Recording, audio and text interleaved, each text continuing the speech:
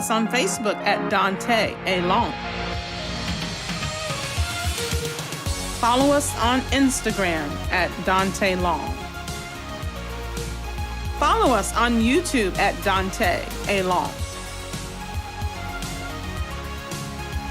Thank you for tuning in to LongTalk.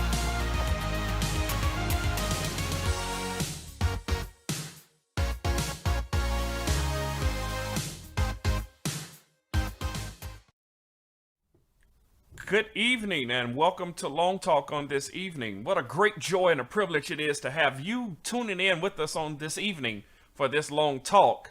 And as always, friends, tonight, please do us a favor and connect with us here on LongTalk, because we want to keep you connected with us by going to Facebook, Instagram, Twitter, and YouTube. It will always keep us connected here on LongTalk. All right? All right. Again, thank you so much for watching. Tonight, we're in for a very special treat.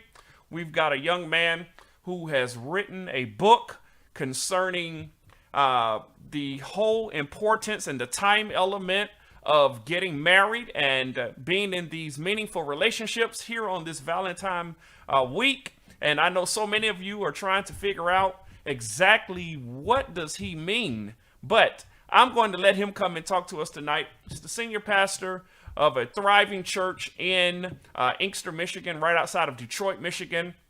He's authored this book. He's an accomplished musician. He's a mentor. And even now he's doing things to impact young people's lives all over the Wayne County area and surrounding areas. Tonight, help me welcome my friend and brother. Please, LongTalk audience, help me welcome Pastor Kellen Brooks. Good evening, man. How you doing? Doing well, man. How about yourself? Doing real well. Doing real well. So glad that you took the time tonight to talk to us, friend. Yes, sir. Yes, sir. Appreciate the invitation. Man, listen, people all over are talking about this book. When should I eat the cake, or when can we eat the cake? Or Man, talk to us a little bit about what made you write this book. Yeah, totally. Well, the title, When Shall We Eat Cake, was inspired by my late grandmother, who, when I would go to visit her, that was her way of asking me when I'm getting married. And she would say, so when are we going to have some cake? And that question really popped into my mind. One day I was just getting out of the car, man, and I began to just kind of write and journal on some things I was going through in my own life, which then opened up the door to explore the questions that single people always get asked about why they're single. And so that's the book. The first section looks at those questions that single people always get asked, and I'm sure we'll explore some of those today. Yeah. Then it looks at questions single people should be asking. And then the third movement of the book deals with the analogy, when shall we eat cake? So, yeah, man, it's really a book about questions. Wow. And so with all of these questions comes a lot of attention and pressure and people asking. And I know even this week, when many people are preparing for Valentine's Day, we're already hearing, I've already been watching people talk about tips and things you can do to make yourself more available and to shoot your best shot. And there's a lot of chatter around making sure that I've got myself together, putting myself together, putting my best foot forward. And I noticed in the book you wrote, a lot of people are putting the focus on saying things to many of us like, you are so good looking. Why haven't you gotten married already? Right? Mm-hmm. Oh, yeah. Talk to me about that a little bit. Yeah, totally. Well, it's something that we hear a lot. And I'm sure just about any single person can attest to that some peer or maybe some older family member or friend of the family has looked at you and just said, look at you, you look great. Why aren't you married yet? And what it implies is that that looks and attractiveness is a starting block for marriage. Sure. And it's just not, aesthetics are not what prepares a person to be married. And when that notion is constantly beaten to a person's psyche, if they're not married, they begin to think, well, maybe there's something wrong with me. Maybe there's something wrong with how I look. Maybe there's something I'm not doing right. And it can really turn the focus inward, cause a lot of insecurity, really. And so I talk about that in the book, how one, beauty is in the eyes of the beholder. Sure. Who's to declare who's attractive and who's not, unless that's your own personal preference. And in addition to that, simply focusing on the outward appearance is not what prepares a person for a long-lasting marriage. And so I really push back on that notion that attractiveness equals married preparedness. Yeah. Yeah. So what you're really trying to tell our audience tonight is, man, no matter how stylish you are, no matter how decked out you are from head to toe and got yourself looking the best, every I is dotted and every T is crossed, this is not necessarily the perfect measurement for marriage. Is that what I'm hearing you say tonight? Yeah, totally. I mean, a person should care about their appearance. They should invest in their appearance and look their best and dress nice and smell good and all those things. You should do that for yourself, regardless if anybody is there or not. And although that may attract somebody because we're visual people, nobody wants to be with somebody they're not attracted to. But to say that that's what's going to cause a person to be prepared, that your looks have nothing to do with your character, has nothing to do with your integrity, has nothing to do with you having a heart of sacrifice and serving others. So, Satan looked amazing, right? He was the most beautiful angel and cherub, but he got kicked out of heaven, right? So yeah. Your looks and your heart are not equal at all. But Pastor Brooks, there is somebody watching us tonight that says, I am convinced that if I don't lose 30 pounds, if I don't get my teeth fixed, that's why I'm keeping my mouth keep my mouth closed when I talk. I don't want anybody to see my grill. If I don't attend to these things immediately, I'm automatically going to disqualify myself from a meaningful and long-lasting and long-term relationship. Convince me otherwise, man. Yeah, there's a TV show called My 600-Pound Life. Okay. And it chronicles the stories of people who, as the title implies, are over 600 pounds and in need of losing weight. Most of the people that are on that show are married. Wow. So, yeah. it's kind of... Oh, man. I think you just blew that one out of the water, huh? Yeah, so... I mean, hey, there's somebody for everybody. You know what I'm saying? And sure. Look your best, do your best. But at the end of the day, that's not what's going to cause a marriage to last. Not going to. And I've seen it too in church and otherwise, where people see two people and say, "Man, you all look great. Let's put them together." Yeah. You look like a good first lady, or you look like a good this and a good that. And a lot of people have, ruined their lives by being forced into things that looked good but were not good. Man, Brooks, if you only knew how many women were dressing to become somebody's first lady, or guys who just trying to dress like a preacher because my granddaddy was a preacher, my father was a preacher, so I'm just going to dress like them because I know that I'll become the best preacher if I just dress like one, if I just look the part, right? And then I'll automatically find my queen, my first lady. And so you got one person trying to dress the part, another one trying to look the part, and when they finally come together, nothing looks as though it appears, right? Is that have you found that to be common? Most definitely. I mean, the filtered life is not real. What we see, nobody is hitting it out of the park 24 hours a day. Everybody got to go to sleep. Everybody's going to wake up. Everybody got to take a shower. Everybody's got to get a haircut. Nobody's hitting on all cylinders all the time. Correct. So, that shouldn't be our motivation, because we'll realize there's always going to be somebody more attractive. Every time. But it still goes back to that question, man. She is stunning. Why isn't she married, right? Yeah. It's just... It's mind-boggling how you can be that good looking. Somebody's watching you tonight going, Doc, come on, man. Look at you. You're accomplished. You pastor in a thriving church. Something wrong with you, Brooks. Why aren't you married? Right. Yeah, I mean, I know people ask it, but, there's as I like to say, there's a God factor and a personal factor, right? I'm of the conservative belief that he that finds a wife finds a good thing, right? So, Okay. so I lean more towards the man being the pursuer. I actually talk about this in a video I just recorded called "Single Independemic." That's on my website, and I talk about that. But yeah, for a girl, it's different. She has to wait for somebody to pursue and make the romantic advance. It's not to say that there's things that she can't do, but I won't get too deep into that. Sure. So for a girl, most people would think, well, I get it. No guy has approached you. For a guy, they're like, you haven't approached anybody. You haven't seen anybody. What's going on? But I really believe that there's a God factor and a personal factor. Ultimately, who we choose is up to us.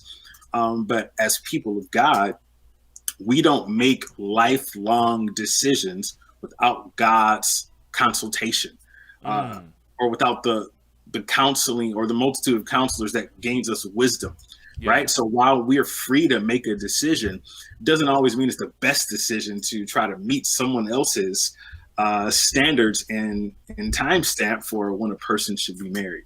Wow.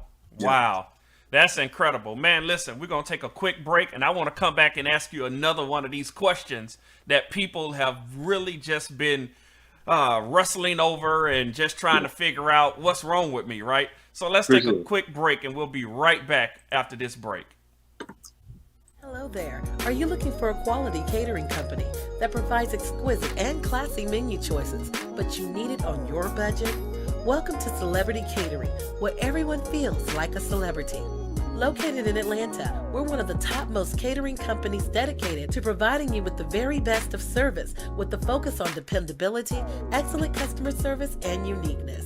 Established in 2003 by food artist, owner, and chef Tony Wade, Celebrity Catering has gained a reputation for being one of the most innovative and quality-oriented companies of its kind, and is now the preferred catering service for LeBam Events and Design Studio in Buckhead. We believe that to stand out in a unique way, you need to combine delicious, well-presented food coupled with extraordinary service. Book us today for your next event, or give us a call at 404-210-0887, or fill out our form on our website at www.celebritycateringatl.com. Celebrity Catering, where everyone feels like a celebrity. Listen, we're back tonight with our friend and our brother, Pastor Kellen Brooks, the author of When Shall We Eat Cake? And right before the break, we were talking about people who look the part and people who are just too good looking to be by themselves. And Pastor, you were lifting up this whole idea that God isn't one who just looks. God is not, well, the scripture actually is clear about this, that he's not one that looks at appearance, but he looks at the heart. And as you said, if he's giving counsel to us, I really believe God is looking at the hearts and not necessarily at the face and the breast and the butt and all of the other areas that we men look at women for, and the size of our feet and all those type of things that women are looking for. I'm just glad that you have made it clear tonight that God has positioned all of us to be comfortable in who we are, the way that we are, and we don't have to perform. Am I right about that? Totally. Oh yeah, man. Authenticity wins every time. Yeah, being real, being yourself. Oh yeah. And man, listen, so if there's no secret, this is that week that all of our minds are focused on what's getting ready to happen this weekend with Valentine's Day, right? I was in the store just yesterday, and man, the shelves are stocked. As you're ordering, the promotions are out there. And there's somebody that's watching us tonight that says, man, I'm 46 years old. I'm 52 years old. Let's be honest. Is this thing ever gonna happen? And then somebody received a call just the other day. Hey, Brooks, you're getting older now. When are you planning on getting married? And the truth is, sometimes these are our family members. These are our friends that mean well. These are our closest confidants. And, sometimes we'll say that, they have our best interests at heart, and they don't necessarily mean any harm. But the question that they throw up really causes us to think. Yeah. I'm getting old, and will this thing ever happen? What do you have to say about that? Yeah, totally, totally. I had a friend of mine, Eddie Connor. He says, I'd rather wait long than to wait wrong. Mm. And it's so true, man. It's better to be patient and wait for the right situation, for the right person, to wait till you become the right person and have your ducks in a row and just really have yourself together before just jumping into any and everything. The eras are different. People used to marry a whole lot younger. Sure. Many years ago, right? So people are kind of delaying marriage and waiting until they're older, whether they're pursuing their jobs or pursuing their educations or whatever the case may be. The times have shifted. And so, that question, along with the attractiveness question, and really the category of questions in this first part of the book, really looks at these unnecessary pressures, right? Who said you had to be this particular age? And who's mad if you're not married by that particular age? Why are they upset? Why are they mad? See, at the end of the day, whatever decision a person makes, no one else is going to be in that bedroom. No one else is going to be in that house. No one else is going to be living out that life. And so you got to move when God gives you that green light, when you feel at ease and at peace that this is what I'm supposed to do and this is what I'm going to move forward with. And until then, hey, wait, I say on the Lord.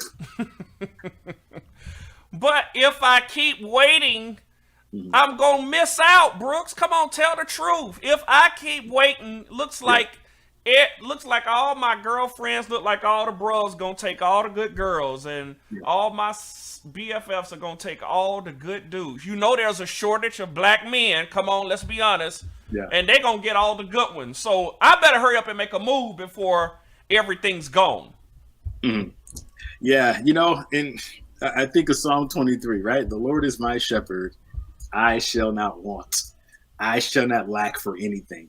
When we live from a scarcity mindset, whether it's for our finances, whether it's about relationships, we'll find ourselves trying to scratch and strive to get whatever we can because we think that there's some sort of shortage or there's something that's running out. What God has for you is for you. No one on earth can subvert God's plan for your life. No one person has that much authority or that much power. And so I believe that when we wait on God's timing is always perfect. And he's able to restore years that you have lost. I remember meeting a woman some years ago. I believe at the time she was 60 years old. And she was telling me how she had been just waiting on the Lord, kept herself pure before the Lord, and never been with a man, all of those things. And she was well into her 40s, got married, had her first child at 46 years old. Oh, my. And it just blew me away, because some of us would say, man, I'm 20 years old. Man, I'm getting old. Or I'm 25, or I'm 30, or 35, whatever. And it's like, man, it's really not that old. But we've talked ourselves into the idea that, man, our good years are gone and what am I going to do now? Now, there are some people who are not going to get married. There are some people who are going to have the desire and it does not happen. And I think that the people that are in that position, they should lament that. They should tell God how they feel about that and be honest with those feelings. And then God is able to give you a fulfilling and sustaining life, even if a spouse does not come. At the end of the day, marriage is temporary. Marriage is only for this life. When we go to heaven, Jesus says we don't marry. We're not given in marriage, but we're like the angels, right? Sure. So that lets me know that there's something more fulfilling than marriage, and that's Jesus. And that we don't shout on that, but it's true. He's able to fill every single void, and so he's made us for a relationship. But if that level of relationship never comes, then we've got to be able to live out what we say we believe and find that satisfaction in Jesus. Wow. Somebody is really just walking away saying, so is Brooks saying that Jesus is my Valentine? Is that what you're trying to say to me tonight? That's funny. I ain't say all that, but I know he can keep you if you want to be kept. Yes, sir. Yes, sir. Yes, sir. Yes, sir. So basically, tonight, we're just basically saying to everybody, listen, relieve yourself of this undue pressure, right? Yeah. This whole notion that I gotta turn it on to perform. Hmm. This whole idea, I better perform now because if I wait, I won't be at my best, right? Yeah. Almost kind of competing in this athletic world for relationships, right? Got to be in my prime and got to make sure I'm on top of my game. And what you're saying tonight is we're going to push back from that a little bit. Oh, yeah. Because looking the part does not equate to what you are describing tonight as God's will, right? Yeah, most definitely. And that's relative, you know, looking the part in whose eyes, for whose affirmation, for whose blessing, you know? If my grandfather used to often say, as long as you please God, doesn't matter who you displease. But as long as you displease God, it doesn't matter who you please. And so that should be our main goal. Please the Lord, do what he is calling us to do, be obedient to that, and not be governed by anybody's arbitrary timelines. Yeah, makes sense. Yes, sir. Listen, Pastor Kellen Brooks, I am so grateful that you took the time just to talk to us tonight.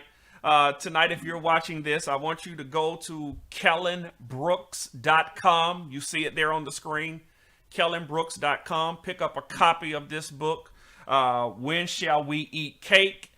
Man, Brooks, I got to be honest, we only scratched the surface tonight. Yeah. Man, could you please do us a favor and come back and talk to us a little bit more on Thursday? I'd love to, man. Man, because this is Valentine's week. A lot of people got their minds shifted. And I think tonight we only scratched the surface. And I want to dig a little deeper and have another long talk to help us get into it. Yes, sir. Sounds good to me, man. Friend, thank you so much. Again, go to kellenbrooks.com. Pick up a copy of this book. It's going to be a blessing to your life. Thank you so much. Friends, tonight, this long talk was a long talk to really help all of us understand the significance of why we must please God more than trying to look the part or more than trying to hurry up and make something happen. And I pray that tonight you heard something that really, and I mean really, cause you to think, as the old folks say, scratch your head just for a moment and say, listen, why am I doing this to myself? Have a long talk with yourself and ask yourself tonight, why am I doing this to myself? Why do I feel the need to perform? But by the same notion, I'm not saying just totally become apathetical, but don't put yourself up under the abnormal amount of increased unnecessary pressure. That's what I'm saying tonight. And here on this long talk, I want to make sure that you that are viewing and watching this, and perhaps even listening to this, you understand the self-worth value of trusting God. Because if he made you, and then I believe he is the one that has, as the scripture says, you and I were beautiful and marvelously made. We've already been created the way that he wished for us to be, and has maintained us. Let me say that. He's also maintained us. And listen, the last point. Don't you feel as though that while he's maintaining you, you are expiring? I don't want anybody who's where my voice can be heard tonight to feel as though you're expiring. In our conversation tonight, listen, you're not getting too old. I don't want you to buy into that narrative or to believe that time is running out. I believe, and I certainly subscribe, that God does another thing. He redeems time. And what do you mean by redeem? He is the one that can make up for lost time. And the thing that you thought you needed back then and was only good for back then will be good for today and will be good for tomorrow. So listen, it's not too late. I want to make sure that I let somebody know that tonight. It is not too late. Don't buy into the hype. Hear me again. Don't buy into this hype. I know it's Valentine's week, and I know that we're rushing and people are trying to put those plans together. But listen, don't you mess around and have a nervous breakdown have a panic attack or have any of these emotional roller coaster rides over these next few days, settle down. It's going to be all right. All right? Tonight, connect with us again here on LongTalk. By doing so, go to Facebook, go to Instagram, go to Twitter, go to YouTube, as I know that you wish to stay connected and we wish to stay connected with you as well. Well, listen, God bless you. Tune in Thursday night. Pastor Kellen Brooks is going to be back. We're going to dive and cut another slice of this cake and continue to ask this question: when shall we eat cake? Listen, until then, you be blessed, and we'll talk to you on Thursday night at 7:30 p.m. God bless. Follow us on Facebook at Daunta A. Long. Follow us on Instagram at Daunta Long. Follow us on YouTube at Daunta A. Long. Thank you for tuning in to Long Talk.